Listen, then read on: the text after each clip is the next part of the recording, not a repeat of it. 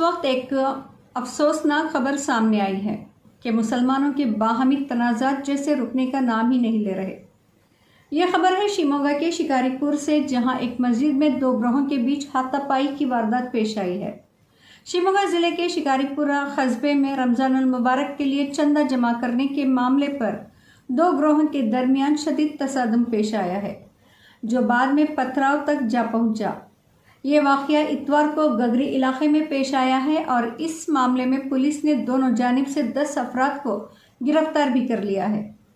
इत्तला के मुताबिक रमज़ान के सिलसिले में मस्जिद में मुनक़दा एक मीटिंग में मुक़ामी ज़िम्मेदारान ने हर ख़ानदान से 1000 रुपये चंदा वसूल करने का फ़ैसला किया था, जबकि मीटिंग में मौजूद दूसरे ग्रोह ने इस फैसले की सख्त मुखालिफत की और यहीं से दोनों ग्रुप्स के दरमियान तकरार का आगाज़ हुआ और देखते ही देखते ये तकरार हाथापाई में तब्दील हो गई।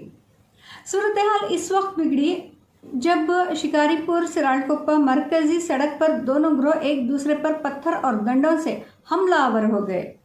सड़क पर पत्थर बिखर जाने से गाड़ी सवारों में खौफ और हरास फैल गया और कुछ देर के लिए ट्रैफिक मुकम्मल तौर पर मुअत्तल रही। इत्तला मिलते ही शिकारपुर टाउन पुलिस मौके पर पहुंची और लाठीचार्ज करके हुजूम को मुंतशिर किया। बादअज़ा हालात काबू में आ गए और ट्रैफिक बहाल कर दी गई और पुलिस ने इस वाक़ये के सिलसिले में 2 अलहदा मुक़दमात दर्ज किए हैं। अवामी अमन में खलल डालने के इल्ज़ाम में 10 अफराद को गिरफ्तार करके अदालती तहवील में भेज दिया गया है और शहर में एहतियाती तौर पर सख्त पुलिस बंदोबस्त किया गया है।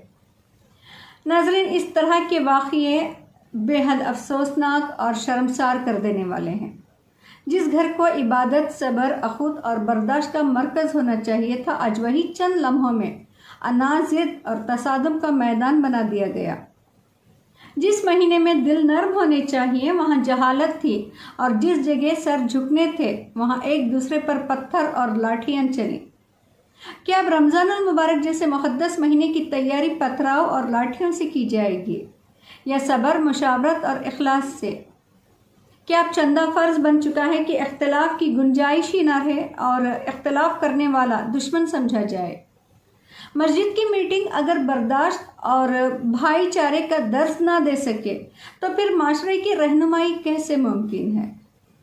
क्या 1000 रुपये के फैसले पर बस्ती का अमन 1000 टुकड़ों में बांट देना दानिशमंदी है या जहालत? आखिर ये सब हो क्या रहा है? इबादत या अना की जंग, जिसका खामियाजा आम मुसलमानों को भुगतना पड़ता है, कभी चाँद को लेकर, कभी ओहदे और चंदों के लिए, तो कहीं 2-4 रुपये की मिठाई के लिए। अफसोस, हमारे सामने फ़लस्तीन और ईरान के मुसलमान दीन इस्लाम की खातिर तख्त ताज ठुकरा रहे हैं। अल्लाह की राह में माल तो एक मामूली शय है, वो तो अपनी जानें और अपनी औलादों की कुर्बानियाँ पेश करते हुए जाम शहादत नोश कर रहे हैं। और वहाँ की खबरें सुनकर यहाँ पर हम लोग देखकर सुनकर माशाअल्लाह सुभान अल्लाह कहते नहीं थकते, मगर हमारे हालात ऐसे हैं कि चंदे और मिठाई पर गरेबंद पकड़े जा रहे हैं। अल्लाह के घर को कुश्ती का मैदान बना दिया गया है।